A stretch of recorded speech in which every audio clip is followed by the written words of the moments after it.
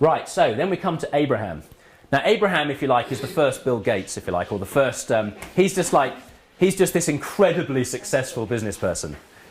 Abraham just seems to kind of gather huge numbers of flocks, servants, land, everything. Well, one thing he doesn't have a huge amount of, actually, is land.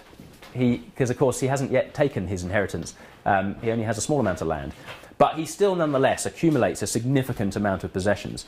And we know that in his time, he was one of these, even though he wasn't a king, even though he didn't have, so for example, when he went to Egypt and when he went through the Promised Land, he was engaging with people who were kings, people who had land and had, if you like, worldly power. But despite all of that, Abraham still becomes someone of significant power and authority in his time. And there are some really interesting things we see in terms of how Abraham goes about being a master, if you like, in terms of being a kind of key business leader of his time.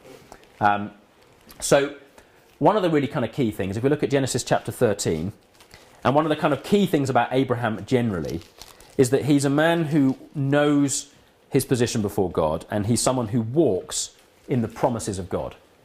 So he's someone who knows that he's been sent from, called to go to another land. He knows that God is going to raise up a generation of people through him. He walks in a sense of promise. But what's really important about God's promises over our lives is how they often take, if you like, take flesh or become embodied in very simple things. So it's how we take those big promises over our lives and apply them just in the day-to-day that really matters. Abraham would never have seen the promise fulfilled, really. I mean, he only ever saw one son in the lineage. He didn't see the 12. He certainly never saw the thousands. He had to believe it. But here's a man who demonstrates, in terms of how he goes about achieving prosperity, if you like, that he's someone who fundamentally just trusts that God will provide. He does not need to go out and take it by force. So if we look at Genesis chapter 13, I'll try and reduce the amount. So the context of this passage is that Abraham is travelling with his nephew Lot. They both have flocks and herds, and we reach a situation where there is quarrelling. So if you look at verse 7, quarrelling arose between Abraham's herdsmen and the herdsmen of Lot. So what we see here is that the land is struggling to sustain them. Let's not have, so Abraham says to Lot, or Abram as he is then, let's not have any quarrelling between you and me, or between your herdsmen and mine, for we are brothers. So a really important first concept is, he maintains the peace. Yeah? It's not worth prospering in business if it involves discord. If you prospering in business requires you to make enemies, to upset your brothers and sisters, to take from other people, to exploit someone else, you're missing the point. God will provide for you, and if that's not as quick as you like, that's your problem, not his. Yeah, so we see here that one of the first things is that Abraham's not prepared to create discord in order to advance his prosperity, if you like. So maintaining peace is a really powerful concept. But then we see something really interesting that demonstrates Abraham's kind of he's not a fatalist, but he's comfortable and relaxed in the fact that God will provide for him. So we'll see now what he does as how he solves this problem of there not being enough land for the two of them. So, is not the whole land before you? So the first thing he says is basically, look, there's more than enough to go around. You know, we don't need to be quarrelling over the land. There's plenty. He can see there's plenty. Now, everyone else can't see there's plenty. That's why they're quarrelling. They look up and they see a kind of shortage of grass.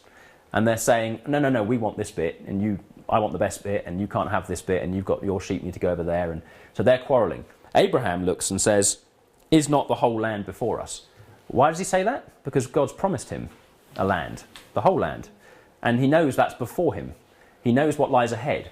That's faith. It's knowing what lies ahead of you, even though you haven't yet taken hold of it or haven't yet seen it. So faith, the kind of big picture objective, the faith of what lies ahead, is clear here. And then he has his strategy. Let's part company.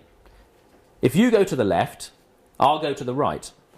If you go to the right, I'll go to the left. He's basically saying, I don't really care which direction you go in.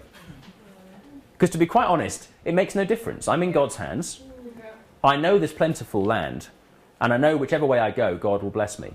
And I remember well when I was a university student, and I'd finished my studies, and I had to make a decision about which job I was going to take. And I so wanted the Lord to tell me. So I had various job offers, and I was praying, Lord, please show me, putting out fleeces, doing all the things we do. Lord, please, Lord, control my life. Please direct my life and have control of me. And as clear as day, I remember the Lord saying to me, Paul, whatever you want, whichever path you choose to take, I'll bless you. At one hand, that's wonderful. I've got the blessing of God on my side. On the other hand, it's like, oh, no, it's my call. It's my choice. What if I get it wrong? No, you can't get it wrong. This is not one of those choices. This is one of those choices where there is no wrong answer. If you want to go to Winchester, you go to Winchester. If you want to take the job in London, you go to London. I don't really care, Paul, says the Lord. You do whichever one you want. It doesn't make any difference. I'm going to bless you whichever way you go, but you need to take responsibility for this judgment. You're no longer a child. You've left university, for goodness sake. Make the decision. Grow up. So really difficult, but really quite profound. And here is a guy who's kind of like, go left or right, it doesn't make any difference to me. But Lot looked up, and this is very interesting. So Lot is not someone who carries such a strong sense of faith about the future. Lot is someone who is really just like most people. And Lot looks up, and he saw that the whole plain of the Jordan was well watered, like the garden of the Lord, like the land of Egypt towards Zoar. This was before the Lord destroyed Sodom and Gomorrah. So Lot chose for himself the whole plain of the Jordan and set out towards the east.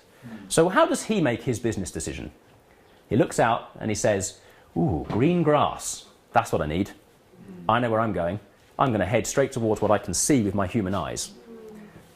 Now, Abraham must have been standing on the same hill, looking out at the same green grass to the east. But he says, it doesn't matter. So I'm assuming if Lot went towards that lovely green valley, what he saw in the other direction was dry and barren. Because if it was better, he'd have gone to the greener grass. So that assumes that Abraham had looked out at exactly the same view and gone, clearly I'd rather go that way in the human, but I don't really mind. You make your own decision, Lot, and if you want to go with that, you have that kind of seeming head start, no problem. But what's really powerful is that at that point, Lot wanders off into the valley of the Jordan, and Abraham wanders off, we assume, into somewhere less beautiful and less verdant. But then what happens? Later on, and just as they've parted,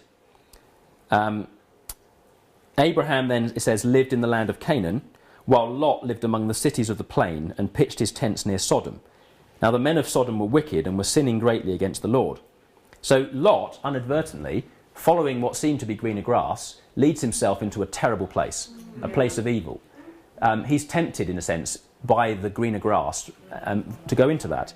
Now, I don't know whether... We don't know that Abraham knew that Sodom was a terrible place and was leaving it as sort of 50-50 chance.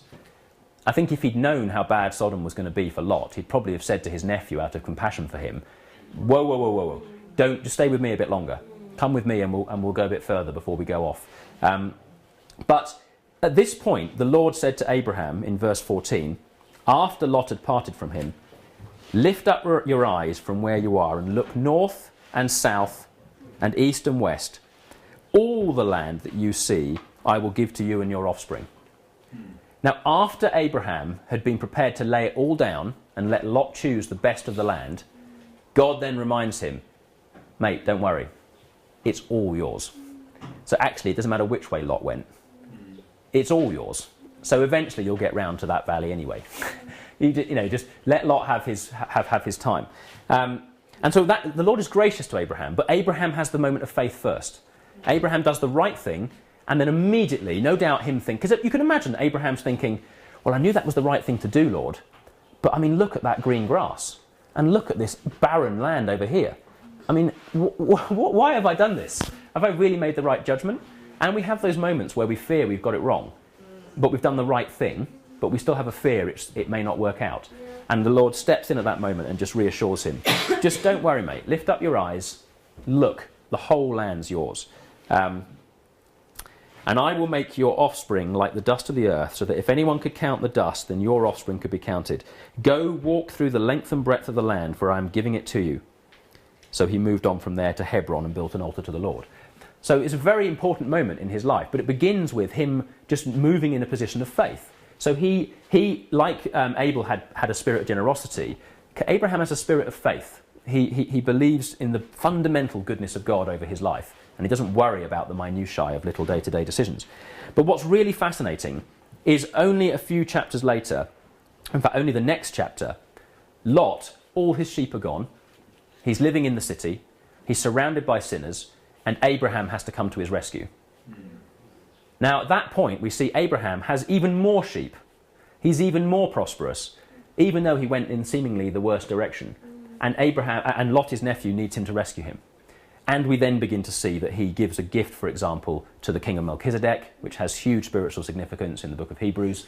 And we begin to see the kind of outflow of Abraham's power and prosperity, and how he uses that to honour God and to things like rescue his family and those kind of things. But the point is, out of a position of faith, God reassures, God provides, and if you know the promise of God over your life, you don't need to panic about individual decisions.